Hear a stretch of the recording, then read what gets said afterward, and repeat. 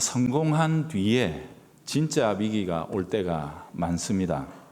당장에 문제가 없는 날들이 지속되다 보면 모든 게 잘 돌아가고 있구나, 내가 잘하고 있구나 이렇게 착각하게 되죠.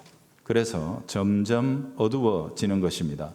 이를 자만이라고 하는데, 자만이야말로 영적인 삶에서 가장 무서운 적입니다. 그럴 땐 자기 확신에 사로잡히게 되면 자기를 살피는 일에 무뎌지게 되고 영적인 긴장감도 상실하고 말죠.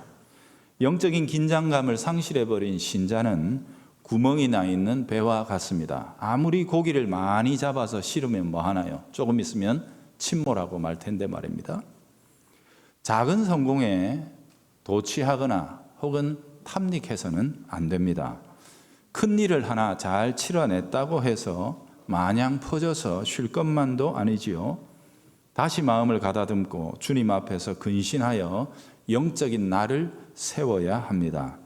사탄은 우리보다 강할 뿐만 아니라 집요하고 성실하기까지 해서, 그리고 우리를 향한 적개심으로 불타올라서 우는 사자처럼 우리의 영혼을 멸망시킬 때까지 노리고 또 노리는 것이죠. 33장의 멋진 매듭이 뭐였습니까? 엘 엘로헤 이스라엘. 그런데 34장에 넘어오니까 야곱은 전혀 새로운 위기, 라반이나 에서 때보다도 훨씬 더 심각한 낭패를 겪고 있는 모습을 보게 됩니다. 단지 외부적인 위험이 있다, 이 정도가 아닙니다. 그의 집안 꼴이 완전히 콩가루가 되어 있는 처참한 형편이었습니다. 어쩌다가 이렇게 되고 말았을까? 자만과 영적인 나태, 긴장감을 상실한 일상이 쌓이고 쌓여 마침내 골마 터진 것이 34장의 사건이었습니다. 저는 이 상황이 우리 한국 교회의 성도들과 그리고 한국 교회, 곧 우리들의 모습을 비춰주는 거울이라고 느낍니다. 남의 이야기가 아니고 바로 저 자신의 이야기라고 그렇게 마음에 찔림이 있어서 제가 회개하면서 이 본문을 해석하고 또 적용했습니다. 34장의 스토리는 대단히 단순합니다. 야곱의 딸 디나가 세겜 성읍에 나들이를 나갔다가 그만 세겜이라는 추장에게 겁탈을 당하고 말았다 하는 이야기죠. 참 가슴 아픈 내용이지만 악한 세상이니 이게 전혀 없을 만한 일은 아닌 것이죠. 하지만 이후에 이어지는 사건의 흐름들을 가만히 보면 이게 단지 단순한 사고만은 아니었다는 것을 우리가 이렇게 넘겨짚을 수 있는 단서들이 나오죠. 남의 귀한 딸, 범한 것만 해도 충분히 악하고 악한 일인데 적반하장으로 세겜과 그 아비 하몰이 찾아와 가지고 선심을 쓰는 것처럼 사도 맺어줄게, 퉁치고 넘어가자, 이제 이런 식으로 나오는 거란 말이거든요. 이왕 이렇게 된 거 좋은 게 좋은 거 아니겠나, 좋은 게 좋다, 서로 통혼하면서 그렇게 맺어지고 살자, 이제 이렇게 제안한 거예요. 물론 세겜이라는 작자가 이를 저지르고 난 뒤에 디나에 대한 연모가 생겼고 또 거기에 대해서 또 책임을 지려는 듯한 모습까지 보인다 싶지만 기본적인 태도 자체가 천박하기 짝이 없습니다. 여러분, 그럴 것 같으면 왜 디나를 저그 집에 볼모로 잡아두고 이 짓을 벌입니까? 아주 천박하고 악한 사람들입니다. 그 험한 꼴을 당한 딸을 자기 집에다 딱 잡아두고서는 와가지고 협상이랍시고 선심 쓰는 척 이렇게 하고 있는 거란 말이거든요. 과연 그의 마음이, 그 감정이 얼마나 단단하고 또 신실한 마음이겠습니까? 흥미가 떨어지고 마음이 식어버리면 그것도 다 끝이 아니겠어요? 그들은 지금 불타올라가지고 주체하지 못하고 분간을 못하고 있는 이 상태를 사랑이라는 말로 묘사를 하지요. 이거는 결코 오래가지 못합니다. 오늘날 많은 그 커플들이 너 없인 못 살아 이렇게 시작했다가 너 때문에 못 살아 이러고 이제 깨지죠. 왜 그렇습니까? 다 비슷한 것 아니겠습니까? 욕구와 쾌락에 몰두하는 감정은 사랑이 아닙니다. 참 사랑은 기본적으로 이타적입니다. 상대를 배려하고 친절하지요. 자기 욕구를 채우는 대상으로 그렇게 생각하지 않습니다. 세겜의 행실은 철저하게 이기적이고 무례하기까지 하니 이것은 결코 사랑일 수가 없는 것이죠. 여기에 속으면 안 됩니다. 여러분, 이 혼인의 제안에는 이것 외에도 아주 음험하고 음침한 음모까지도 약간은 도사리고 있는 듯한 단서가 있어요. 23절에 보면 할례 문제로 아들들이 할례를 조건으로 내걸어서 이제 막 하여튼 꼼수를 꾸미죠. 어쨌든 그 할례 문제를 가지고 하몰이 가서 자기 동네 사람들을 설득한단 말이에요. 세겜성 사람들을. 그 설득하는 말이 이렇습니다. 한번 들어보십시오. 그러면 우리가 그렇게 해주면 이 뜻이죠. 그들의 가축과 재산과 그들의 모든 짐승이 결국에는 우리의 소유가 되는 것 아니냐. 그러니 이 문제만큼은 그들 뜻대로 해주자. 이렇게 하는 거예요. 할례 받아주자. 할례 받아주자. 비슷하면 오늘날도 아이고 세례 받아주자. 뭐 이런 거요. 잘 생각해 보십시오. 그렇게 해서 야곱을 흡수하고 동화시켜 버릴 수도 있겠고, 혹은 적당한 기회에 틀리면 그냥 제거하고 그 가진 것 다 약탈해 버리면 우리만 이익 보는 것 아니냐, 손해 볼 거 하나도 없다, 이런 뉘앙스의 말을 지금 흘리고 있는 거란 말이죠. 그러니 일단은 야곱을 우리 한 패거리로 삼자, 이렇게 제안을 하고 있는 거란 말이에요. 여러분, 이거 얼마나 무서운 현실입니까? 야곱의 집은 오늘날로 치면 구약에 뭐라 그랬죠? 제가 교회입니다. 교회. 더군다나 창세기 28장에서 보았듯이 야곱의 계보는 오실 그리스도를 향한 통로입니다. 하나님이 그 거룩한 일을 위해 소명하신 그런 계보예요. 그러니 지금 이 세겜 사람들의 요구는 야곱에게 너 그 하나님의 백성으로 쓰임 받는다는 그거 내려놔라.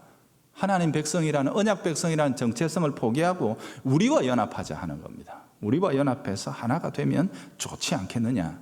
즉 이 사건의 진정한 배후에는 교회를 세속화시켜서 없애버리고 교회로서의 의미를 완전히 무너뜨려버리고는 구원의 길을 막고자 하는 사탄의 괴계가 숨어 있다는 것을 놓쳐서는 안 되죠. 도대체 어쩌다가 야곱의 집이 이 지경까지 오게 된 것일까? 33장의 그 아름다웠던 결말의 여운이 지금 채 가시기도 전에 어떻게 이런 황당한 일로 34장이 시작하고 있는가 말입니다. 여러분, 분명히 33장과 34장 사이에는 뭔가가 있을 것 같은데 오늘은 그것을 하나씩 추적을 해보자 하는 것입니다. 어떻게 야곱의 집이 이 모양이 됐나? 첫 번째, 야곱이 성공에 탐닉했기 때문에 그렇습니다. 여러분, 이 두 장 사이에 시간적인 추이를 조금 한번 생각해 봐야 합니다. 이게 가장 기본적인 흐름이 되겠죠. 자, 한번 보세요. 우선은 형 에서와의 문제가 잘 해결됐죠. 그러니까 화해가 이루어지니까 에서가 내 여기 기마대가 있고 하니까 내가 이 집 돌아가는 네 앞에서 빡 이렇게 호위를 해주면, 요즘 뭐 그냥 경찰차 사이카가 빡 하고 이렇게 앞에 가는 것처럼 우리가 호위해주면 아무도 너희를 건들지 못하고 폼도 나고 아버지 집 갈 때까지 멋지지 않겠냐? 내가 에스코트 해줄게. 그렇게 이야기를 했는데 야곱이 이제 거절을 하죠. 그때 거절할 때 어떻게 얘기합니까? 애들이 어려서.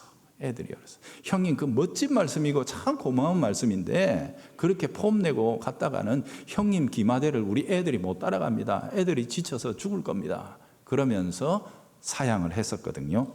애들이 나이가 어리다, 이게 그의 구실이었어요. 그럼 애들 나이가 어떻게 되는지는 추적해 봐야 되겠죠. 단서가 있습니다. 여러분, 삼촌 집에 갔다가 분이엘을 거쳐서 지금 이 시점까지 오는데 20년이 걸렸다고 했습니다. 그죠? 첫 번째 7년은 뭐예요? 장가 가려고 결혼 지참금 대신에 노동을 제공한 7년이죠. 그죠? 근데 7년 지나서 결혼해 보니까 짝이 바뀌었어. 7년 더 해라 해서 두 번째 7년은 속아서 7년을 또 봉사를 해주어야 했습니다. 그런데 이 두 번째 7년 기간에 그는 라헬과 레아를 아내로 맞이했어요. 그리고 두 종까지도, 그죠? 그래서 이 두 번째 7년 기간 동안에 11남 1녀가 태어납니다. 이 두 번째 7년이 그냥 번성하는 시기였어요. 그리고 나머지 6년, 그 6년 동안에 하나님이 어마어마한 복을 주셔서 거부가 되어가지고 거기서 나왔단 말이거든요. 자, 제 8년째, 그러니까 결혼하고 바로 그 이듬해에 르우벤이라는 장자가 태어났습니다. 장자가 태어나고 나서 그 다음에 줄줄이 사탕으로 왁 태어났거든요. 그러니까 그때 제 8년에 태어났던 장자 르우벤이 지금 이 시점쯤에 창세기 33장에는 몇 살이었죠? 그러면 13살이 됩니다. 7 더하기 3, 그죠? 오늘날 한국 나라로 치면 14살 정도가 됩니다. 그리고 그 밑으로 쪼롬이 이렇게 났으니까 애들이 어리다는 말이 이해가 되는 거죠. 디나는 레아가 6번째 아들인 스불론을 낳고 나서 그 즈음에 다시 낳은 딸이에요. 그러니까 디나가 태어날 즈음에 요셉도 태어났거든요. 둘이 나이가 거의 비슷합니다. 아마 디나가 1살 정도 위였을 가능성도 참 많죠. 그러니까 14년째 혹은 13년째 태어났던 게 디나라면 창세기 33장쯤에 애들이 어립니다 할 때 디나의 나이는 7세 내지 8세 정도가 되는 거죠. 그런데 34장에 와보니까 디나가 절대로 그 나이는 아닙니다. 맞죠? 7살짜리가 동네 구경 간다고 혼자 나갈 리는 없고, 그렇지 않습니까? 제법 시간이 흐른 겁니다. 즉 어제 분이엘 했는데 오늘 갑자기 34장 사건이 일어난 것은 아니다. 그 사이에 제법 기간이 있었다는 것이죠. 이렇습니다. 그간의 추이가 33장 마지막 부분인데요. 야곱은 에서와 헤어진 이후에 숫곳이라는 곳에서 좀 쉬어가자 해서 우릿간을 짓고 집도 지었다고 했습니다. 우릿간을 지었다는 말은 그 당시에 한 해 양치기를 했다는, 최소한 1년 이상의 양치기를 했다는 뜻입니다. 그러니까 1, 2년 거기서 머물면서 양들을 먹이고 또 짐승들을 먹이면서 불렸다는 뜻이죠. 그 이후에는 세겜 땅으로 이주해 갑니다. 아주 큰 도시였죠. 그때로 치자면. 여러분, 그런데 이게 아주 평범한 일은 아닙니다. 왜냐하면 그 당시에 가나안 풍습은 자기들이 확보한 땅을 판다는 것을 극도로 꺼렸습니다. 거의 막 극단적으로 땅을 안 파는 사람들이 이 사람들이었습니다. 외진들에게 땅 안 줍니다. 안 주는데 야곱에게는 덜렁 그 땅을 내놓았다는 것은 야곱의 세력이 그만큼 있어 보였다는 거예요. 굉장한 세력과 또 멋지고 선진 문물을 가지고 들어오는 것 같은, 세겜 사람들 보기에도 조금 약간 기가 죽는 그 정도의 위세를 가지고 야곱이 여기에 왔다는 것을 반증하는 거죠.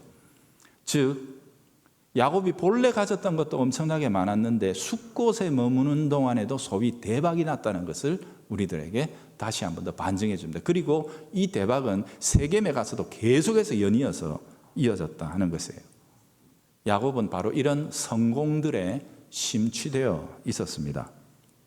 그곳에서 자기 이름의 땅을 얻어냈단 말이에요. 여러분, 이거는 역사적인 사건이거든요. 그것도 세겜 땅 아닙니까? 오늘날로 치자면 서울특별시 강남구 대치동에 한 1,500평 정도 타워 팰리스 바로 앞에 딱 사가지고 거기 집을 지었다. 이게 뭐 끝내주는 일이죠. 그런 일을 지금 야곱이 해낸 거란 말이거든요. 그리고 거기에다가 단을 멋들어지게 쌓고 자기의 정체성을 드러냈습니다. 그러니 야곱의 세겜살이 첫 번째 모습은 그야말로 위풍당당입니다.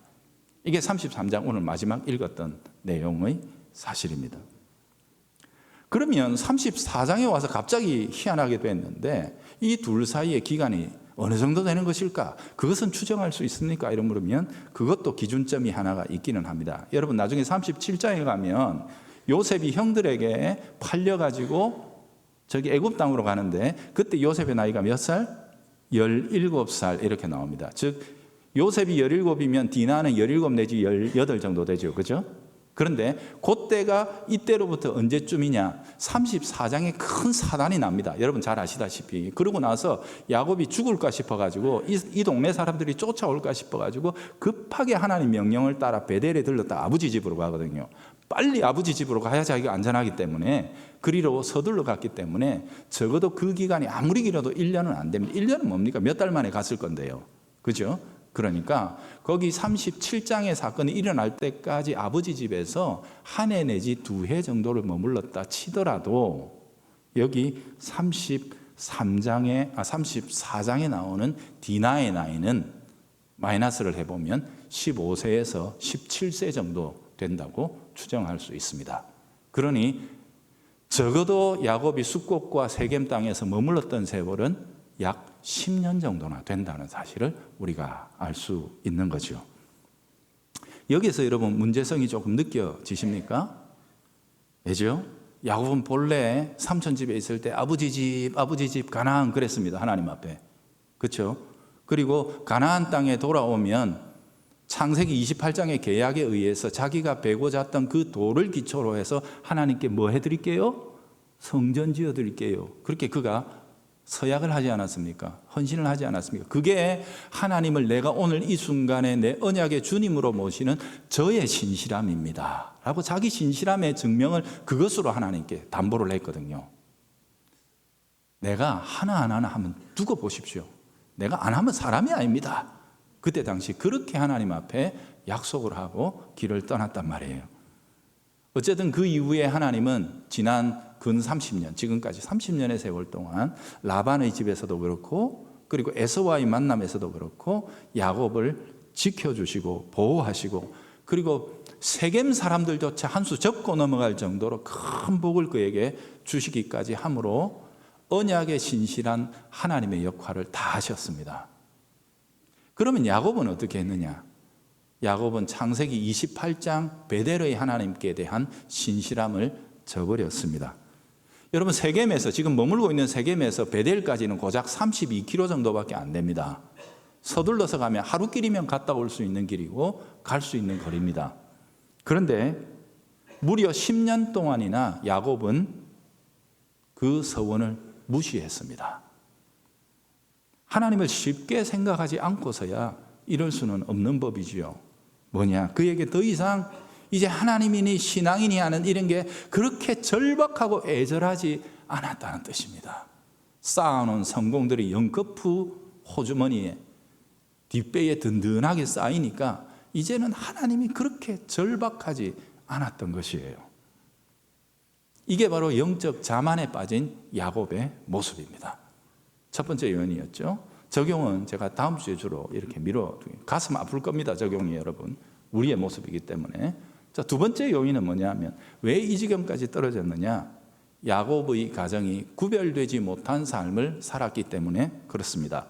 세겜에 머무는 동안 그들은 그리스도인으로서 언약 백성으로서 어떤 삶의 질을 하나님 앞에 올려드렸냐 하는 것입니다. 소금과 빛으로 살았냐는 거지요?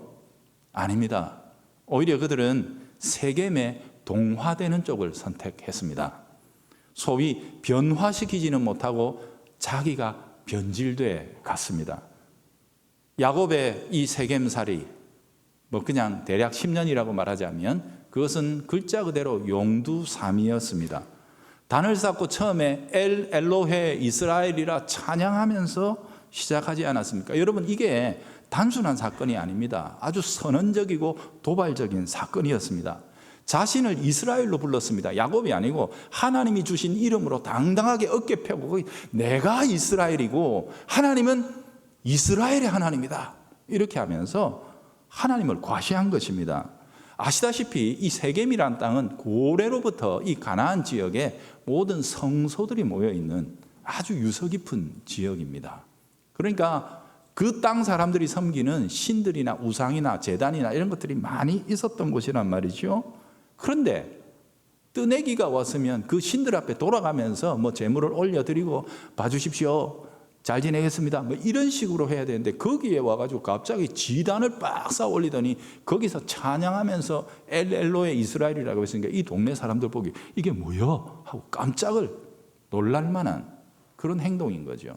그 야곱이 자기 신앙을 숨기지 않고 아주 당당하게 드러내면서 신앙의 향기와 칼라를 확 드러낸 게 처음에 시작이었다는 거죠. 그러니 그 땅 사람들에게 와 이게 뭐지? 그의 신은 누구지 도대체? 이런 새로운 긴장과 또 충격을 주었을 것이 틀림없는 거죠. 그러나 10년이 지난 시점 세겜 사람들이 이 사건을 대하면서 이 사건 속에서 야곱의 가정을 대하는 모습을 보면 전혀 다릅니다. 하나님에 대한 존경이나 혹은 고려가 전혀 없습니다. 특히 23절과 24절에 나오는 그 말들의 뉘앙스를 한번 보십시오. 할래? 별거 아니다. 해주자. 별거 아무것도 아니지 않더냐. 이렇게 이제 이야기를 한단 말이에요. 지금까지 우리가 할례 받았다고 하고 지단 와가지고 별스럽게 유난을 떨고 그렇게 하던 야곱 10년이나 지켜봤는데 뭐 별거 있더나 그 집이. 우리랑 다른 게 뭐던데? 이렇게 지금 이야기를 하고 있는 거란 말이거든요. 사는 게 자기들이랑 다르지 않더라는 겁니다. 여러분 다음에 한번 적용해 보십시오. 세례받았다 하던데 똑같아. 뭐 다르긴 뭐가 달라? 내하고 똑같은. 집사라 하던데, 장로라 하던데, 권사라 하던데, 목사라 하던데, 목사도 다 똑같아. 세상 사람들이 이 소리 하고 있는 것 아니겠냐 이 말이에요. 하고 많은 단을 다 놔두고 와가지고 굳이 나는 다르다고 제단을 세우고 뭐 어쩌고 저쩌고 특별한 게 있으려니 했더니 살아보니 별것 없더라는 얘기 아닙니까? 오늘 우리 시대의 교회의 모습, 성도의 모습은 아닙니까? 예전에 제가 서울대 어떤 교수가 신문에 그것도 사설에 떡하니 실어놓은 글을 소개했던 적이 있죠. 저는 그게 참 가슴이 아팠습니다. 잊혀지지를 않습니다. 예수 믿는 사람하고 안 믿는 사람의 차이가 뭐냐? 예수 믿는 사람은 일요일에 교회에 가고 예수 안 믿는 사람은 일요일에 교회 안 간다. 그거 외에는 다 똑같다. 그 사람의 사설의 내용이 이겁니다. 얼마나 비참하고 부끄러운 현실입니까? 나중에 창세기 35장 4절에 가면 야곱 가정이 대대적으로 하나님 앞에 회개하는 장면이 나오는데요. 그 모양이 이렇습니다. 그들이 자기 손에 있는 모든 신상들, 우상덩어리가 다 있었다는 거예요. 그리고 자기 귀에 있는 귀고리를 빼줬다. 이거 참 재미있죠. 그것들을 나무 아래 묻어버렸다. 다 금으로 된 것일 텐데 그거 쓰레기처럼 나무 아래 다 버리고 떠났다는 것 아니겠습니까? 이게 회개였습니다. 이름만 교회였지 어떻게 살았는지가 이 이야기 속에 환하게 드러납니다. 이방의 신상은 그 자체가 우상이니까 말할 것도 없고, 여러분 귀걸이가 뭔 줄 아세요? 그 귀걸이가 다 신상을 형상화한 거예요. 이 귀걸이를 하면 그 신의 목소리를 잘 들을 수 있다는 일종의 부적이란 말이에요. 그걸 귀에다 달고 다녔어요. 그게 야곱의 가정 모든 식구들 속에 팽배해 있었다는 것 아닙니까? 얼마나 세겜 사람들 사는 삶의 방식이 야곱의 가정으로 역침투해 들어와서 그들의 삶에 자연스럽게 지금 자리 잡고 있는지가 그대로 보이는 것 아니겠어요? 예전에 어떤 무당이 회개해가지고 교회로 왔어요. 교회로 와가지고 폭로한 사실이 얼마나 충격적인지 아십니까? 내가 현역 무당으로 있을 때 어디다 예배당 세우면 교회 잘 될 거 하고 물어보는 목사들도 많았다는 겁니다. 이거 울어야 됩니까? 웃어야 됩니까? 목사만 그런 건가요? 목사만 그런 건가요? 여러분, 우리가 스스로를 돌아봐야 합니다. 여러분은 어떠십니까? 여러분, 베델의 영광도 그렇게 오래 하지 않습니다. 30년 지나니까 베델이 있었는지도 모릅니다. 지금 야곱은요. 브니엘이 10년 전입니다. 하나님 얼굴 봤다고 쩔뚝거리면서 세상 다 덤벼라 이러고 나오던 야곱이 어디 갔습니까? 어제의 성공과 어제의 영광에 취할 것 못 됩니다. 다만 오늘 겸손하게 새롭게 우리 믿음의 싸움을 싸워나가야 합니다. 영적인 삶이란 물결을 거슬러서 항해하는 것과 같습니다. 멈춰버리면 이거 좀 쉬었다 가자, 이만하면 제법 했지, 그러면 그 자리에 머무는 게 아니고 물결의 속도만큼 뒤로 쳐지는 거예요. 신앙은 멈춤이 없어요. 쉼이 없는 거예요. 늘 깨어 있어야 하는 이유가 여기 있는 거죠. 바울은 빌립보에 사랑하는 성도들에게 이렇게 편지를 썼습니다. 그러므로 나의 사랑하는 자들아, 너희가 나 있을 때뿐 아니라 더욱 나 없을 때에도, 내가 없으니까 더더욱 항상 복종하여 두렵고 떨림으로 너희 구원을 이루어가라. 항상 경건한 두려움 가운데 복종하는 삶을 통해 구원을 이루어가라고 말씀하고 있습니다. 세상이 악하다는 사실과 나는 그 앞에서 연약하다는 사실을 자각하며 살아야 한다는 거지요.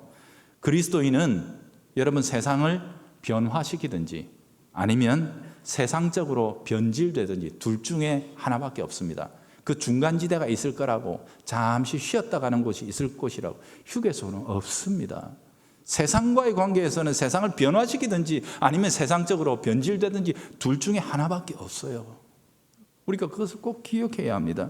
두렵고 떨림으로 너희들의 구원을 이루어 가라라고 명령했던 바울 자신은 같은 편지에서 성도들에게 자기의 예를 이렇게 소개합니다. 형제들아, 나는 여러분들에게 이 권면을 드렸던 나는 아직 내가 잡은 줄로 여기지 않습니다. 사람들은 다 아유, 바울 정도만 믿으면 소원이 없겠다. 저까지 가면 졸업이지 뭐. 내 평생에 저 밤만 가도 좋겠다. 이렇게 하고 있는데 바울은 그럽니다. 아니요. 나는 아직도 잡지 못했습니다.